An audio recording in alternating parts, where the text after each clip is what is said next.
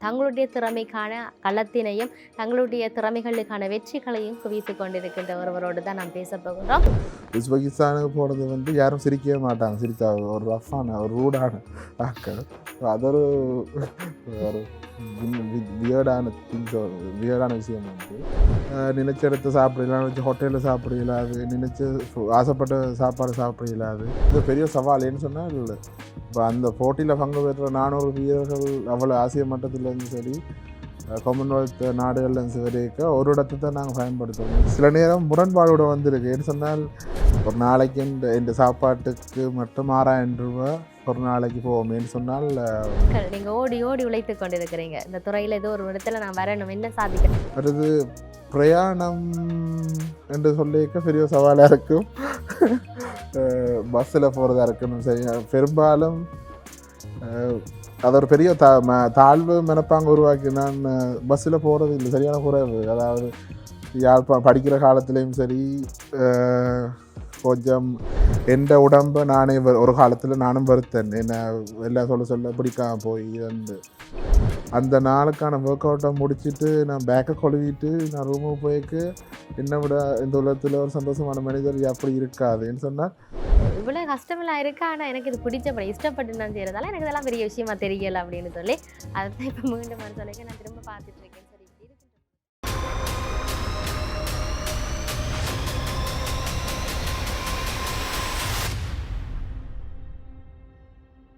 வணக்கம். சாதனை வீரர்களை நாளுக்கு நாள் நாம் இனங்கண்டு அவர்களோடு பேசி கொண்டிருக்கின்றோம். அவர்களுடைய வாழ்க்கையில் இருக்கக்கூடிய சுவாரஸ்யங்கள், தடைகள், சவால்கள், இப்படியெல்லாம் அவர்கள் வாழ்ந்து கொண்டு இருக்கின்றார்கள். அவர்களுக்கு பின்னால் நிறைய விடயங்கள் இருக்கும், நாம் அறிந்து கொள்ளக்கூடிய பக்கங்கள். அந்த வகையில் இன்றைய தினம் இந்த விளையாட்டுத்துறையில் சாதனையாளர்களாக வலம் வந்து கொண்டிருக்கின்ற ஒருவரோடு தான் பேச போகின்றோம். விளையாட்டு என்று சொன்னால் எல்லோருக்கும் தெரியும், கூடுதலாக கிரிக்கெட் போட்டிகளாக இருக்கட்டும், இல்லாட்டி கால்பந்தாட்ட போட்டிகளாக இருக்கட்டும், இப்படியான போட்டிகளை தான் நாம் நினைப்போம். ஆனால் இதுகளை விட இந்த போட்டிகளை தாண்டி மிக முக்கியமான பல போட்டிகள் இருக்கின்றன. அந்த போட்டிகளை வெளிச்சத்துக்கு கொண்டு வந்து தங்களுடைய திறமைக்கான களத்தினையும் தங்களுடைய திறமைகளுக்கான வெற்றிகளையும் குவித்து கொண்டிருக்கின்ற ஒருவரோடு தான் நாம் பேச போகின்றோம். என்ன விளையாட்டு அப்படின்னு சொல்லி பார்த்தால் பளுதூக்கல் போட்டி. பளுதூக்கல் போட்டியில் இப்பொழுது வலம் வந்து கொண்டிருக்க ஆசிய மட்டத்திலையும் சரி சர்வதேச மட்டத்திலும் சரி ஜால் மண்ணிலிருந்து வலம் வந்து கொண்டிருக்கிறவரோடு தான் பேச போகின்றோம். வணக்கம் ஷாதன். வணக்கம். உண்மையிலேயே இவரையும் பற்றிய அறிமுகம் எல்லோருக்கும் தேவையில்லை என்று சொல்லலாம். ஏனென்றால் அதிக அளவில் இப்பொழுது பேசப்படுகின்ற ஒரு நபர், இவரை பற்றி எல்லோருக்குமே தெரியும். இவர் புஷாந்தன், இவர் வந்து பளுதூக்கல் போட்டியில் அப்படி யாழ் மண்ணில் இருந்து கலக்கி கொண்டு இருக்கின்ற ஒருவர் என்று சொல்லி நாம் அவரோடு தான் பேச போகின்றோம். நிறைய விடயங்கள் ஆரம்பத்திலேயே ஒரு கேள்வியை முன்வைக்கலாம். அந்த கேள்வியிலிருந்து உங்கள்கிட்ட நிறைய விடயங்களை உங்களோட சுவாரஸ்யமாக பேச வேண்டும் என்று சொல்லித்தான் நாங்கள் இந்த இடத்துக்கு வந்திருக்கிறோம். நீங்கள் பளுதூக்கல் போட்டியில் சர்வதேச மட்டத்திலும் சரி ஆசிய மட்டத்திலும் சரி வலம் வந்து கொண்டிருக்கின்றீங்க. உங்களுக்கான விருதுகளையும் பதக்கங்களையும் வென்று கொண்டிருக்கின்றீங்க. நீங்கள் சென்ற இந்த சர்வதேச வெளிநாட்டு இலங்கை போட்டிகள் சார்ந்து எங்களோடு பகிர்ந்து கொள்ளுங்கள். இது மொத்தமாக இப்போ 5 நாட்டுக்கு போய் 5 தடவைகள் நாட்டை பிரதிநிதிப்படுத்தியிருக்கேன். 5 நாட்டுக்கு போயிருக்கிறேன். அந்த இடத்துல அனுபவம் வந்து நாட்டை விட்டு முதலாவது போட்டியில் பங்கு பெற்றால் கஷ்டம். நாங்கள் முதலாவது போட்டியில் பங்கு பெற்றிட்டோம் என்று சொன்னால் அதுக்கு அடுத்தது வந்து ஈஸியாக போகக்கூடிய மாதிரி இருக்கும். என்று சொன்னால் எப்படி நாங்கள் சர்வதேச போட்டி அணுகிறதா இருக்கட்டும், மற்ற சர்வதேச போட்டிகளில் பங்கு பெற்றிருக்க இலங்கை சார்ந்த தேசிய மட்ட போட்டிகள் வந்து சிறிதாக தெரியும். நாங்கள் பயப்பட மாட்டோம், எந்த ஒரு பதட்டம் இருக்காது, தெளிவான ஒரு அணுகுமுறை இருக்கும். அப்படி நாங்கள் ஒரு போட்டியை கையாளுற தன்மை இருக்கும். அந்த இடத்துல வந்து இப்போ சர்வதேச போட்டியில் இப்போ வந்து சர்வதேச போட்டியில் கூட பயம் இல்லை. எப்படி அதை நாங்கள் எவ்வளவு பதட்டம் இல்லாமல் தெளிவாக அமைதியாக இருக்கிறோமோ அவ்வளோத்துக்கு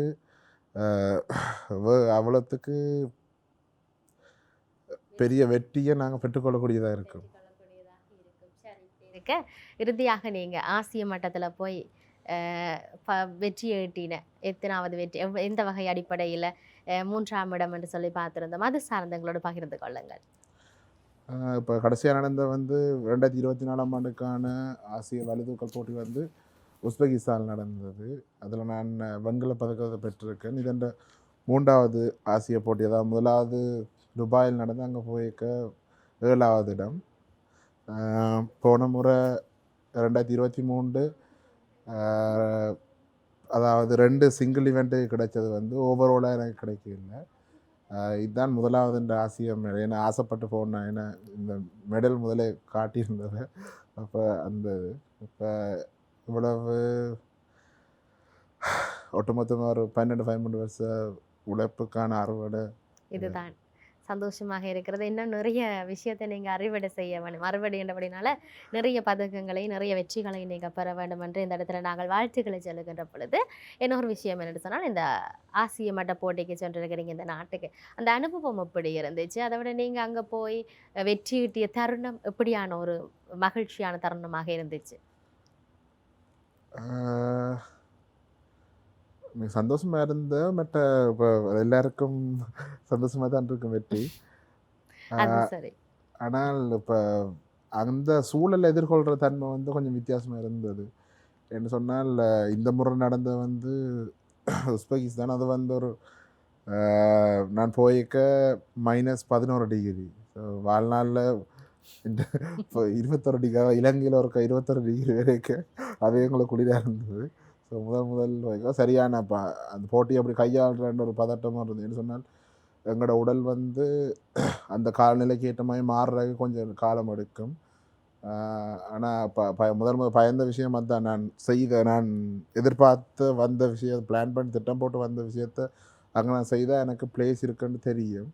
நான் பயந்ததான். நான் இடையில கொஞ்சம் தசைப்பிடிப்புகள் வரவழிக்கிட்டேன். டக்கண்டு அதுக்கான மாற்றீடுகள் செய்தபடியாக ஓகே. இப்போ இலங்கையில் ஒரு விஷயத்தை செய்கிறதுக்கும் வெளியால் போய் செய்கிறதுக்கும் நிறைய வித்தியாசம் இருக்குது. ஏன்னா சூழல், மொழி, உணவு, அந்த புது இடத்துக்கான ஒரு பதட்டம் அந்த இருக்கும். ஆனால் இப்போ கொஞ்சம் இப்போ அதை நான் கையாண்டு கொண்டு இருக்கேன்னு நம்புகிறேன். அதை தான் இப்போ அடுத்த கேள்வியாக உங்கள்கிட்ட கேட்கிறதுனா என்னென்னு சொன்னால் இப்போ ஸ்ரீலங்காவில் நம்மளோட உணவு பழக்க வழக்கங்கள் வித்தியாசமாக இருக்கும். உணவு பழக்க வழக்கங்கள் நீங்கள் அதை பழக்கப்படுத்தி கொண்டிருப்பீங்க, உங்களுக்கு ஏற்றுக்கொள்ளக்கூடிய மாதிரி இருக்கும் உடம்புல. இன்னொரு நாட்டுக்கு போய்க்கு அங்கே ஒரு உணவு பழக்க வழக்கம், அப்போ இதில் போட்டிகள் வேறு, அது காலநிலை ஒரு பக்கம். அப்போ அதை எப்படி நீங்கள் அதை சரியாக உங்களுடைய ஏற்றவாறு திட்டமிட்டு கொள்கிறீங்க, நடைமுறைப்படுத்தி கொள்கிறீங்க? ஏன்னா இப்போ எல்லாம் அனுபவம் தான். முதலாவது போட்டிக்கு போயிருக்க, முதலாவது விளையாட்டு போயிருக்க அவ்வளோ ஏன்னா அது ஒரு துபாயில் அது அரப் ஃபுட் எங்களுக்கு சாப்பிடக்கூடிய மாதிரி இருக்கும். ஆனால் ஹாங்காங்க்கு போய்க்க அங்கே வந்து ஃபுல்லாக வந்து சைனீஸ் ஃபுட். அது வந்து நான் எடுத்துக்கொள்ள கஷ்டமாக இருந்தது. பட் அங்கே ஒரு 12 நாள் 11 நாள் நின்று அங்கே வந்து மொத்தமாக நான் 8 கிலோ அந்த அந்த 4 கிலோ குறைஞ்சிட்டேன். என்ன சொன்னால் அங்கே அந்த சாப்பாடு எனக்கு சரியே வரையே இல்லை. முழுக்க பழங்கள்லாம் சாப்பிடு. ஏன்னா சாப்பிடுவோம்ட்டு ஒரு உணவகத்துக்கு போக அங்கே வந்து கோழிக்காலுகள், கோழித்தலை அப்படி கிடந்து. பட் அதை பார்த்தோன்னே எனக்கு ஹோட்டலுக்கு போய் அங்கே சாப்பிடவே விரும்பவில்லை. இப்போ இந்த பழங்களை வாங்கி தான் சாப்பிட்டு இருந்தேன். அது ஒரு பெரிய அனுபவம். பட் அந்த போட்டியில் என் உடம்பு வந்து எனக்கு நான் நினைச்ச அளவுக்கு ஒத்துழைக்கல. ஸோ அதில் பெரிய அனுபவம். இப்போ அடுத்த முறை நான் இப்போ இந்த வருஷம் நடந்த 2 போட்டியில் இப்போ சவுத் ஆஃப்ரிக்கா, உஸ்பெகிஸ்தான் போயிருக்க நான் குக்கர், அதாவது குக்கரில் இருந்து எலக்ட்ரிக் குக்கர், மற்ற தூள், உப்பு, மசாலா எதெல்லாம் சமைக்கிறதுக்கு தேவையோ அதெல்லாம் கத்தியை தெரிஞ்சவங்களுக்கு கொண்டு போனேன். என்று சொன்னால் இப்போ நான் நான் தொடர்ச்சியாக ஒரு உணவு தான் எடுக்கிறது. எங்கள் உடம்பு வந்து ஒரே உணவுக்கு பழகிட்டுன்னு சொன்னால் அதை டக்குன்னு மாற்றி கொடுக்க செயல்பாடு வந்து கஷ்டமாக இருக்கும். அதுவும் போட்டி நேரங்களில் ஏதாவது பிரச்சனைன்னு சொன்னால் அது வந்து அவ்வளோ கால பயிற்சியும் அவ்வளோ காலத்தை பொருளாதாரத்தை இதெல்லாம் சரி அவ்வளோ வீணாக போயிடுமெண்டு இங்கே போய்க்கு எல்லாம் பேக் பண்ணி கொண்டு போகிறது. என்ன அப்படி தான் கொண்டு போயிட்டு செய்கிறேன்னு சொன்னால் இப்போ நல்ல அதாவது ஒரு கிழமை எவ்வளோத்துக்கு நல்ல நீட்டான நல்ல ஒரு ஆரோக்கியமான உணவை எடுக்கிறோமோ அவ்வளோத்துக்கு பர்ஃபார்மன்ஸ் வந்து காம்படிஷன் நல்லா இருக்கும். அதை நான் அனுபவிச்சோடையே இப்போ அதே தொடர்ச்சியாக ஃபாலோ பண்ணிட்டு முதலாவது அனுபவம் நிறைய விஷயத்தை கற்று தந்திருக்கின்றதை இப்போ பேசிக்க எங்களுக்கு விளங்கக்கூடியதாக இருக்கிறது. அடுத்ததாக கேட்கலாம். என்னென்னு சொன்னால் நாம் பயிற்சி இப்போ போட்டிகளுக்கு நாங்கள் சர்வதேச மட்டத்திலும் சரி ஆசிய மட்டத்திலும் சரி போகின்ற பொழுது போட்டிகளுக்கான பயிற்சிகள் என்பது மிக முக்கியமாக இருக்கும். இப்போ வளமையாக இப்போ ஸ்ரீலங்காவில் நீங்கள் ஒரு போட்டி தேசிய மட்டத்தில் ஒரு போட்டி எடுத்து சொன்னால் உங்களுக்கு யாழ்ப்பாணத்தில் இங்கே பயிற்சி பட்டர் இருக்குது, அங்கே அந்த பயிற்சி சாலையில் போய் பயிற்சி எடுக்க போகிறீங்க. கொழும்புல என்றைக்க கொழும்புல ஒரு இடம் இருக்கும். இதுவே நீங்கள் ஆசிய மட்டங்களுக்கு போய்க்க அங்கே எப்படி பயிற்சி எடுப்பதற்கான இடத்தை வந்து தெரிவு செய்கிறீங்க? என்ன மாதிரி அங்கே போய் பயிற்சிகளை செயற்படுத்தி கொள்றீங்க? நல்ல கேள்வி. ஏன்னு சொன்னால் இது பெரிய சவால். ஏன்னு சொன்னால் இப்போ அந்த போட்டியில் பங்கு பெற்ற 400 வீரர்கள் அவ்வளோ ஆசிய மட்டத்திலேருந்து சரி காமன்வெல்த் நாடுகள்லேருந்து வரைக்க ஒரு இடத்தை தான் நாங்கள் பயன்படுத்துகிறோம். ஏன்னா ஒரு குறிப்பிட்ட அளவு வளங்கள்லாம் இருக்கும். அப்போக்க வந்து அங்கே போயிட்டு சில நேரம் முரண்பாடோட வந்திருக்கு. ஏன்னு சொன்னால் நாங்கள் இப்போ இக்யூமெண்ட் அந்த இக்யூமெண்ட் எடுத்தால் இன்னொரு அந்த நான் சொல்லுவோம் நான் இல்லை நான் முதலே வந்துட்டேன். நாங்கள் ஒரு வெயிட் எடுத்தால் அவங்க சொல்லுவோம் எனக்கு வேணுமென்ட்டு. இப்போ அந்த சில நேரம் நான் இந்த முறை ப்ராக்டிஸ் பண்ணது அங்கத்திய நேரம் ஒரு மணிக்கு ப்ராக்டிஸ் பண்ணி சொன்னால் அவ்வளோ நேரம் மட்டும் எனக்கான ஈக்யூன்ஸ் கிடைக்கல. அது பிஸியாக இருந்தது. ஸோ பேருந்து வந்து வெளியால் இப்போ கோச்சிட்ட சொல்லிவிட்டு என்ன வந்து பேருந்து பக்கத்தில் இருக்க ஏதாவது ஜிம் ஒன்றை பார்த்து அங்கே போய் தான் ப்ராக்டிஸ் பண்ணேன். பெரிய ஒரு சவால். ஏன்னா அந்த போட்டிக்கு முதல் வார 2-3 அந்த பயிற்சிகள் வந்து மிக முக்கியம். அதுதான் போட்டியை தீர்மானிக்கிறதுக்கான ஒரு பயிற்சியாக இருக்கும். அது ஒரு சவாலாக இருக்கும். இப்படித்தான் இப்போ அங்கே போயிட்டு இப்போ இந்த ஜிம்முக்கு அவங்களுக்கு அடிஷனலாக பே பண்ணி ட்ராவல் பண்ணி அங்கே போய் போகிறதுன்னு இருக்குது. சரி. அப்படி இருக்க இந்த பயிற்சிகள் அங்கே போய் நண்பர்கள் அப்படி என்கின்ற பொழுது இன்னும் ஒரு கேள்வி. ஒரு இடத்துக்கு போகிறோம் நாங்கள், எங்கள் இடத்தை விட்டு இன்னொரு நாட்டுக்கு போகிறோம். அந்த நாட்டில் பயிற்சிகள் போட்டிகளை தாண்டி ஏதாவது ஒரு விஷயம் நமக்கு சுவாரஸ்யமாக இடம்பெற்றிருக்கு. எங்களோட நண்பர்களோட நிறைய நண்பர்கள் உங்களுக்கு அங்கே இருந்திருப்பார்கள். அப்போ அங்கே நடந்த சுவாரஸ்யமான விஷயத்தை எங்களோட பகிர்ந்து கொள்ளுங்க. இப்போ அங்கே நிறைய ஒவ்வொரு கண்ட்ரியில் எல்லாருக்கும் இங்கிலீஷ் தெரியுமான்னு இல்லை. பட் ஒரு குறிப்பிட்ட ஆனால் இப்போ சில நேரம் ஊமை பாசையில் கதைப்போம். ஏன்னா சில நாடுகளில் இங்கிலீஷ் அவங்களுக்கு தொண்டராக இருக்காது. அது இந்த முறை போன உஸ்பெகிஸ்தானில் ஸோ இதே இருக்காது. அங்கே போய் நாங்கள் என்ன கதைக்கிறதா இருக்குன்னு சொல்லி கூகுள் டிரான்ஸ்லேட்டரை போட்டி தான்றது, இல்லாட்டி ஏதாவது காட்டி கேட்குறது அப்படித்தான் இருக்கும். ஆனால் இப்போ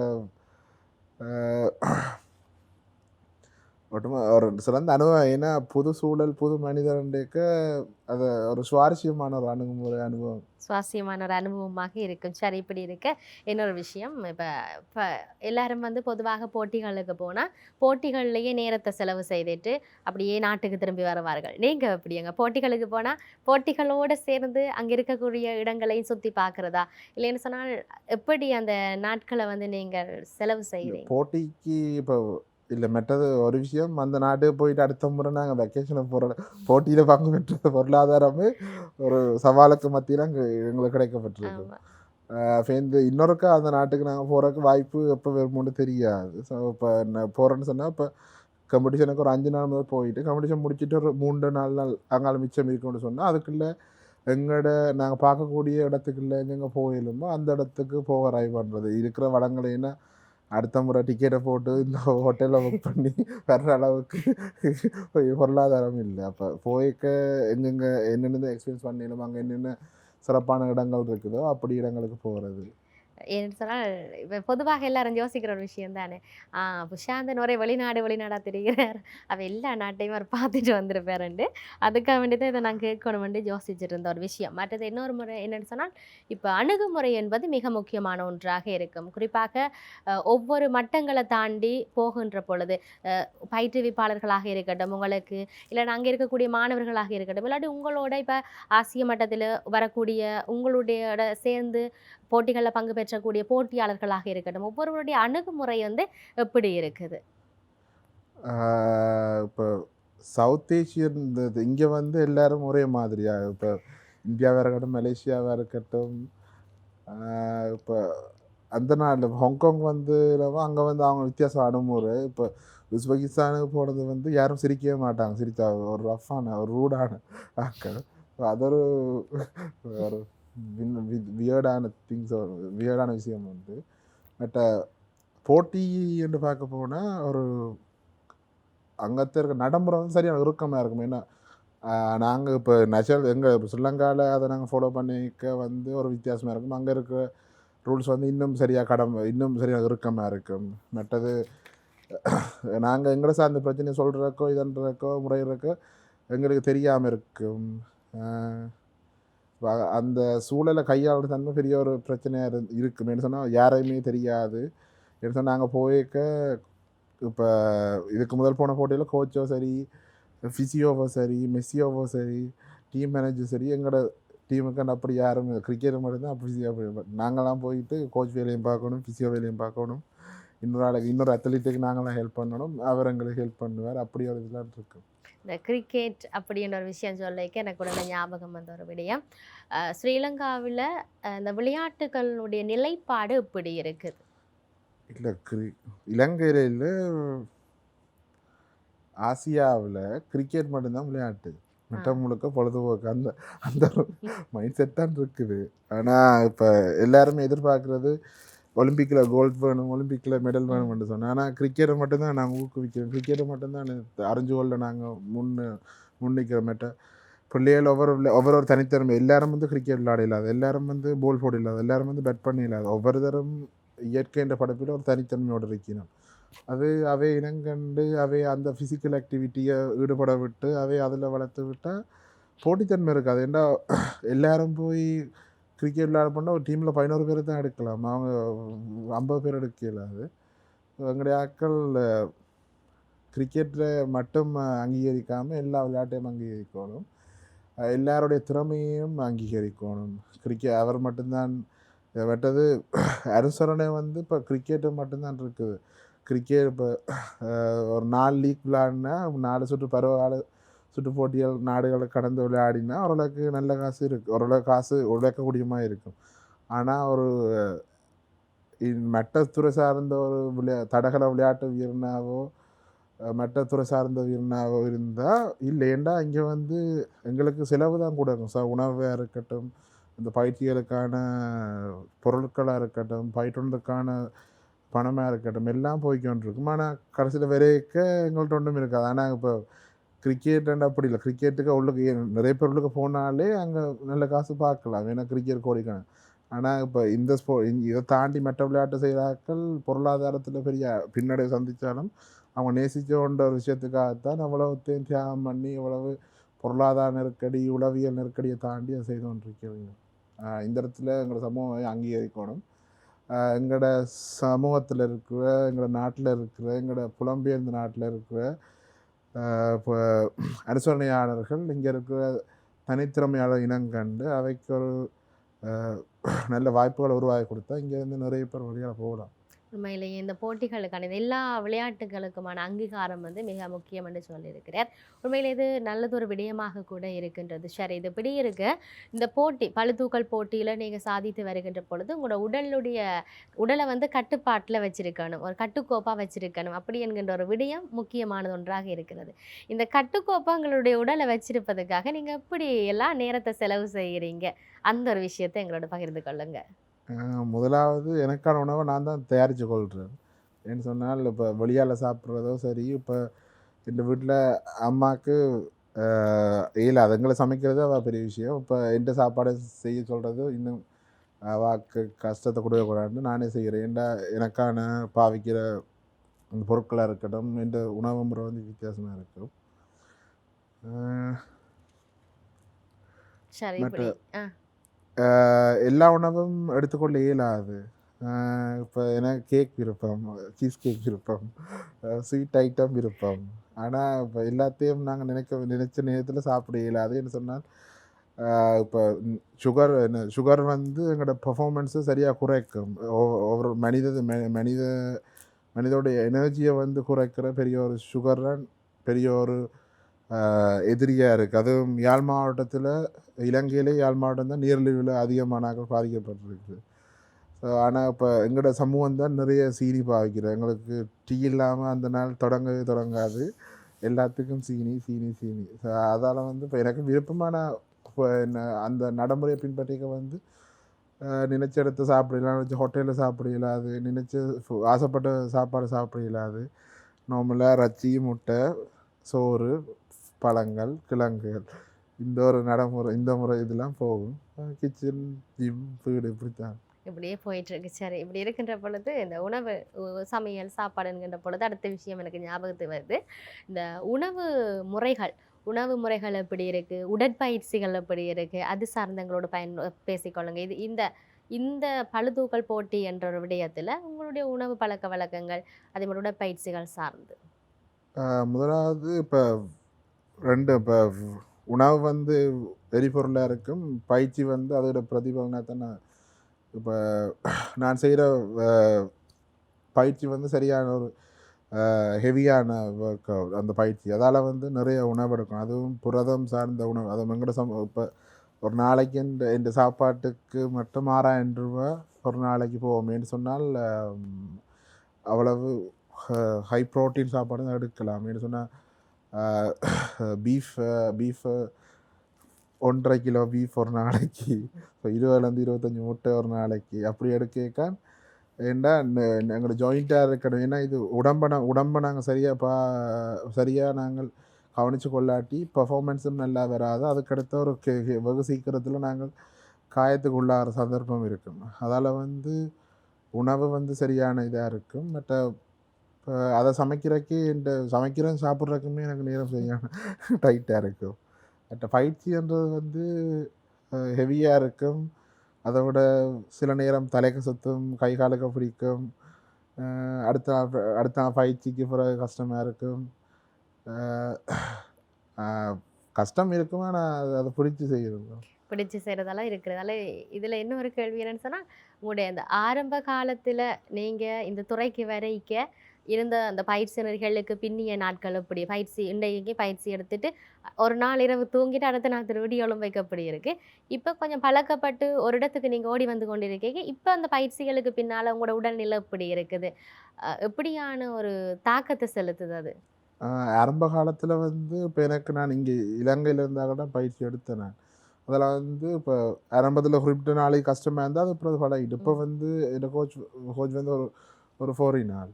ஸோ அவங்களோட பயிற்சி திட்டங்கள் வந்து சரியான வித்தியாசம். இப்போ ஒவ்வொரு 4-5 கிழமைக்கு ஒரு காலம் ஒர்க் அவுட்டுன்ற இன்டென்சிட்டி கூடிக்கொண்டே போகும். நான் நினைக்கிறேன் இதை நான் பழக்கப்படுறேன் இல்லை அடுத்த இப்போ சொன்னோம்னா அடுத்த ஒர்க் அவுட் எனக்கு வந்திருக்கு சனிக்கிழமை தொடங்குது. அது இப்போ நார்மலான உப்பான் பாடியன்ட்டு அடாப்ட் ஆகிருக்கு. அதாவது வெஸ்டர்ன், அதாவது வேர்ல்டு வைடாக அவங்க செய்கிற ப்ராக்டிஸுக்கு நான் ஓகே. ஆனால் இல்லை, இப்போ அடுத்த லெவலுக்கு மாறுது. இப்போ ஒவ்வொரு நாளும் பயிற்சிக்காக அடுத்த நாள் வந்து சரியாக என்ன ஒன்று ஹெவியாக இருந்தால் அடுத்த இடம் அது கை கால் நோகும். அதுவும் சில நேரம் கை காய்ச்சல். ஸோ சில நேரம் தண்ணியை முகம் கழுவ கை அந்த கீறும். ஸோ அப்படி இருக்கும். ஆனால் சில நேரம் பெயினாக இருந்தால் பெயின் கில்லர்ஸ், அதுவும் எல்லா மெடிசனும் யூஸ் பண்ணிடலாம். அது ஸ்போர்ட்ஸ் கவுன்சில் அப்ரூவ் பண்ண சில மெடிசன் தான் யூஸ் பண்ணலாம். இப்போ வலிக்கு வந்தாலும் போகத்தான் பண்ணும். சில நேரம் பெயின் இன்ஜுரிகள் வரும், ஃபிசியோட்ட ட்ரீட்மெண்ட் போகும். அந்த ஸ்பாட்டுகளில் ஊசியால் கப்பிங் தெரப்பி இருக்குது. அது வெக்கும், அது பெயினாக இருக்கும். ஆனால் ஓவரால் வெளியால் ஈஸியாக நாட்டை விட்டு வெளிநாட்டு போகிறது தெரியும், மெடல் பண்ணுறது தெரியும். அதுக்கு பின்னுக்கு ஒரு சைட் இருக்கிறது யாருக்கும் தெரியதில்லை. எனக்கு மட்டும் இல்லை, விளையாட்டில் இருக்க நிறைய பேர் இந்த நடைமுறை வாழ்க்கை இப்படித்தான் இருக்கு. சொல்லுகின்ற பொழுது என்ன இவ்வளோ கஷ்டம் இருக்குது அப்படின்னு சொல்லி நான் யோசிக்கிறேன். ஆனால் ஆரம்பத்தில் சாந்தனோட பேசிக்க சொன்ன ஒரு விஷயம், இவ்வளோ கஷ்டமெல்லாம் இருக்குது, ஆனால் எனக்கு இது பிடிச்சப்படி இஷ்டப்பட்டு நான் செய்கிறதால எனக்கு இதெல்லாம் பெரிய விஷயமா தெரியலை அப்படின்னு சொல்லி அதை தான் இப்போ மீண்டும் வர சொல்லிக்க நான் திரும்ப பார்த்துட்டு இருக்கேன். சரி, இப்படி இருக்கின்ற பொழுது அடுத்த கேள்வி உங்கள்கிட்ட கேட்கணும்னு வச்சுருது. இவ்வளவு நாட்கள் நீங்கள் ஓடி ஓடி உழைத்து கொண்டு இருக்கிறீங்க இந்த துறையில், ஏதோ ஒரு இடத்துல நான் வரணும், என்ன சாதிக்கணும்னு சொல்லி. இப்போ நீங்கள் பெற்ற விருதுகள், பதக்கங்கள் எவ்வளோ வச்சுருக்கிறீங்க, என்ன மாதிரி, அதை பற்றி எங்களோட பகிர்ந்து கொள்ளுங்க. இப்போ முதலாவது நான் இந்த துறையை தேர்வு செய்ய சரி, இந்த பயிற்சியை நம்ம மேற்கொள்றது சரி, முதலாவது இந்த ஆத்ம திருப்திக்கு நிம்மதி. இதில் முதலாவது முதல் நான் 19 வயசுலேருந்து 25-26 வயசான ஒரு கம்பெனியில் வேலை செஞ்சேன். அப்போ வேலை செஞ்சால் ஓரளவுக்கு நல்ல இன்கம் வந்தது. ரெண்டாலும் இந்த நிம்மதி இருக்குது இல்லை. மற்ற பிடிக்காத எங்களோட பாதை இன்னொரு பாதை போய்கொண்டு இது நான் முதலாவது இந்த போட்டி வெல்றன் தோற்கிறேன், இன்னொரு நாட்டுக்கு போகிறேன்னு சரி, அதை தாண்டி முதலாவது அது மெட்டாக்கள் அங்கீகாரம் கிடைக்கட்டும் சரி, சமூகத்தில் புகழ் கிடைக்கிறதும் சரி, அது ரெண்டாம் பட்சம். முதலாவது எனக்கு இதை நான் செய்யக்க ஒரு மனசில் சந்தோஷம் இருக்கும். ஒரு அந்த நாளுக்கான ஒர்க் அவுட்டை முடிச்சுட்டு நான் பேக்கை கொழுவிட்டு நான் ரூமுக்கு போய்க்கு என்னை விட இந்த உலகத்தில் ஒரு சந்தோஷமான மனிதர் அப்படி இருக்காது. ஏன்னு சொன்னால் என்கிட்ட எனக்கு பிடிச்ச ஒரு விஷயத்தை செய்கிறதுக்கு காசு தந்து நீ உனக்கு பிடிச்ச இப்போ எல்லாருக்கும் கனவுன்றது ஒரு எல்லையிலான் இருக்கு. நான் இப்போ வாழ்கிறது இந்த கனவு வாழ்க்கை. ஸோ அந்த இதில் கஷ்டம் இருந்தாலும் இந்த விஷயத்தை நான் ஃபாலோ பண்ணுறதுல எனக்கு பெரிய ஒரு சந்தோஷம் ஒன்று இருக்குது. சந்தோஷம் என்கின்ற பொழுது ஒரு விஷயம் ஞாபகத்தை வந்துச்சு.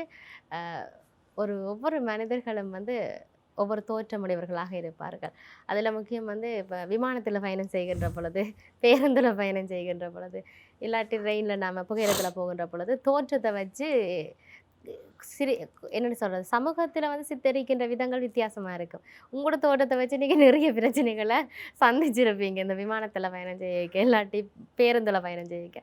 அந்த விடயங்கள் என்னென்ன, எப்படி அதை ஹேண்டில் பண்ணினீங்க, அது சார்ந்த எங்களோட பயந்து கொண்டு. இல்லை, ஆரம்பத்தில் இப்போ எல்லாரும் இப்போ எங்களோட சமூகம் வந்து உடனே சொல்கிற வந்து ஈஸியாக செய்கிறோட வந்து அட்வைஸ் பண்ணுறது வந்து ஒரு ஆக்களோட தன்மையை புரிஞ்சு சொல்கிறேன். இல்லை இப்போ வந்து நீ உடம்பு இப்போ நான் என்ன மாதிரி இருக்க எல்லாருக்கும் இப்போ அவங்களுக்கு தெரியும் அவங்க உடம்பு இருக்கிறாங்கன்னு சொல்லி இப்போ சொல்கிறது உடம்பு அதை குடி, அதை காலம் இதை குடி, அதை அரைச்சி குடி, அந்த இதில் இல்லை. இப்போ உருவம் மட்டும் இல்லை மனுஷன் வந்து குறைபாடுன்னு மனுஷன் வந்து பரிபூர்ணம் அடையவே இல்லை.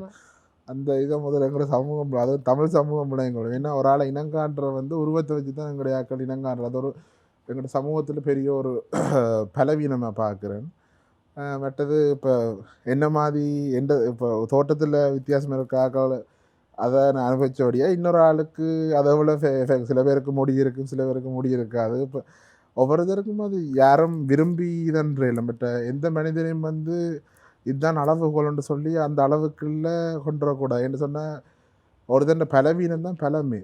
ஏண்டா இப்போ ஒருத்தன் மெல்லிசா இருக்காண்டா அவனுக்கு இயல்பில் அவன் உடல்வாக கொண்டு இருக்கும், அவனுக்கு கொண்டு பெனிஃபிட். எனக்கு உடம்பாக இருந்தால் எனக்கு பலம் பெனிஃபிட்டாக இருக்கும். ஒருத்தட்டு தனித்துவத்தையும் அங்கீகரிக்கணும். அதை பலவீனோடு பார்க்காம அதுதான் அவைன்னு சொல்லி அங்கீகரிக்கணும். மற்றது அவன் இந்த சக மனுஷன் எங்களுக்கு இன்னொரு சக மனுஷனுக்கு தொல்லை கொடுக்காம மட்டும் எந்த ஒரு பிரச்சனையும் இல்லையே. அந்த இடத்துல எங்கள் சமூகம் மாறிக்கொள்ளணும். அதை நான் நினைக்கிறேன். மேற்கத்திய நாடுகள்லேருந்து அந்த விஷயத்தை மற்ற எல்லாத்தையும் கற்றுக்கொண்டு என்னென்ன விஷயத்தை கற்றுக்கொள்ளக்கூடாதோ அதை எங்களோட சமூகம் கற்றுக்கொண்டுட்டு எந்தெந்த விஷயத்தை கற்றுக்கொள்ளணுமோ அந்த விஷயத்தை கற்றுக்கொள்ள இல்லை இன்னும். மற்றது பிரயாணம் என்று சொல்லிக்க பெரிய சவாலாக இருக்கும். பஸ்ஸில் போகிறதா இருக்கணும். சரி, பெரும்பாலும் அது ஒரு பெரிய தாழ்வு மனப்பாங்க உருவாக்கி நான் பஸ்ஸில் போகிறது இல்லை, சரியான குறைவு. அதாவது படிக்கிற காலத்துலேயும் சரி, கொஞ்சம் எந்த உடம்பை நானே ஒரு காலத்தில் நானும் வருத்தேன். என்ன எல்லாம் சொல்ல பிடிக்காம போய் இதண்டு அப்பேக்க வழியால் இதோட சொல்ல போனால் எந்த ஒரு விசேஷத்துக்கும் போகிறே இல்லை.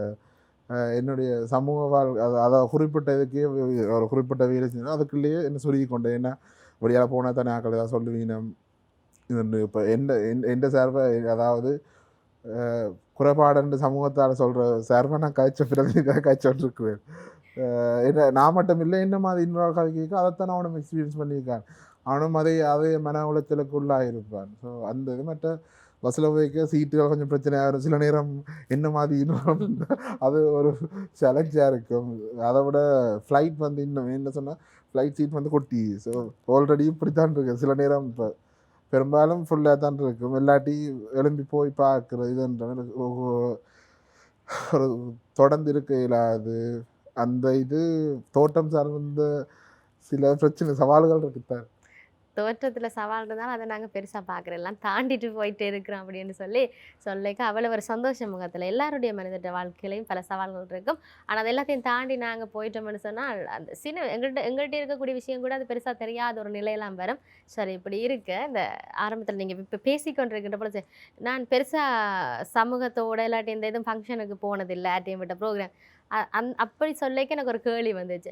இந்த விளையாட்டுத்துறை சார்ந்து பழுதூக்கள், பயிற்சி, உடல் ஆரோக்கியம் பார்க்குறது, சமைக்கிறது, சாப்பிட்றது, இது ஒரு பக்கம் இருக்குது. உங்களுடைய பொது வாழ்க்கை எப்படி இருக்குது? எப்படி நீங்கள் நேரத்தை பொது வாழ்க்கையில் செலவு செய்யுங்க?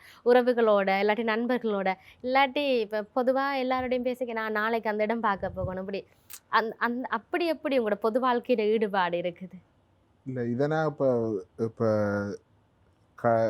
கடந்த ஒரு வருஷமாக வந்து இதை இன்னும் நான் தீவிரமாக கடைப்பிடிக்க வலிக்கிட்டேன் நான். அப்படி தண்டைக்கு இப்போ ப்ராக்டிஸ் எனக்கு 3 மணித்தாளம் இருக்குன்னு சொன்னால் சாப்பாடு செய்கிறக்கு ஒரு 2 மணித்தாளம் தேவை. செய்த சாப்பிட்றதுக்கு ஒரு 2 தரமும் 3 தரமும் 4 தரமும் சாப்பிட்றதுக்கு அந்த இப்போ என்ன நான் பார்த்துக்கொள்றதுக்கு நேரம் காணாமல் இருக்குது. மற்றது சமூக வாழ்க்கைன்னு எனக்கும் மாதம் முதல் 2-3 வருஷத்துக்கு முதல் நானும் நிறைய நண்பர்களோட ஒரு சனி ஞாயிறுன்னு சொன்னால் எனக்கு ட்ராவல் பண்ணுற பைக்கில் ட்ராவல் பண்ணுற விருப்பம் நண்பரோட சேர்ந்து போய்க்கிட்டு இருந்தது. ஆனால் இப்போ அப்படி இல்லை. ஒரு ஒரு சொல்லப்போனால் ஒரு போரிங் லைஃபாக தான் இருக்குது. சாப்பிட்றேன்னு சொல்கிறது. ஆனால் இப்போ ஒவ்வொரு 3 மாதத்துக்கோ 4 மாதத்துக்கோ இருக்கோ ஒரு போட்டி வந்துட்டு இருக்கும். அப்போக்கா முழு ஃபோக்கஸும் போட்டியிலான் இருக்குது. மற்ற எந்த ஃப்ரெண்ட்ஸும் இருக்குது. இப்போ ஃபுல்லாக கொழும்புலான் இருக்குது பயிற்சிகளுக்காக. அங்கே இல்லை. இப்போ நண்பர்களை இல்லை. இப்போ ஒரு காலத்தில் கவலைப்பட்டப்போ ஓகே அதை ஓகேன்னு அக்செப்ட் பண்ணிவிட்டு அது இன்னும் எனக்கான டைமை நான் இன்னும் கொடுத்து இன்னும் ஃபோக்கஸ் தனியாக இருந்தால் அது இன்னும் ஃபோக்கஸ்டாக நான் அந்த இதை இன்னும் ஃபோக்கஸ் பண்ணலாமன்ட்டு இன்னும் பண்ணி இப்போ அதை நான் பழகி கொண்டேன். பெரிய இப்போ வெளியாளந்து பார்க்க வெற்றி தெரியும், சமூகத்தில் கிடைக்க அங்கீகாரம் புகழ் தெரியும். ஆனால் அதுக்கு பின்னுக்கு இருக்கிற போரிங் லைஃபாக தான் தெரிய வேண்டாம். ஜிம் போய்டு நித்திர இதுதான் ரெகுலராக இருக்கும். பல பிரச்சனைகள் சிக்கல்கள் இருந்தாலும் ஆனால் அது எல்லாத்தையும் ஒரு சாதனையாக்கி பயணித்து கொண்டிருக்கிறார் என்பதுதான் இங்கே இருக்கக்கூடிய விஷயம்.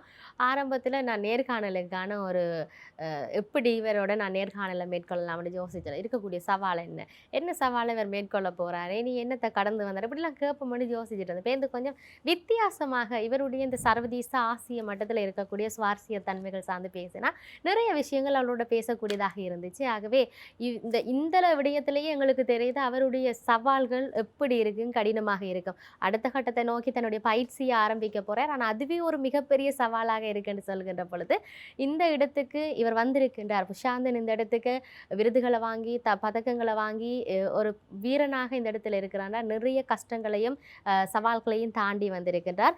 இந்த வேளையில் புஷாந்தனுக்கு நன்றிகளையும் வாழ்த்துக்களையும் சொல்லணும். அதை விட இன்னும் நிறைய பதக்கங்களை, இன்னும் நிறைய விருதுகளை, நிறைய வெற்றிகளை நீங்கள் குவிக்க வேணும். நிறைய விஷயத்தை நீங்கள் அறுவடை செய்ய வேண்டும் என்பதை இந்த இடத்துல நான் உங்களுக்கு வாழ்த்துக்களையும் அதுக்காக வேண்டி பாராட்டுகளையும் நன்றிகளையும் இந்த இடத்துல சொல்லிக்கொள்கிறேன். நன்றி. சரி, இப்படி இருக்க நிறைய ஒவ்வொரு நம்மவர்களுக்கான களத்தோடு நாங்கள் தொடர்ச்சியாக சந்தித்து கொண்டிருக்கின்றோம். மற்றும் ஒரு நிகழ்ச்சியில் சந்திப்போம். வணக்கம்.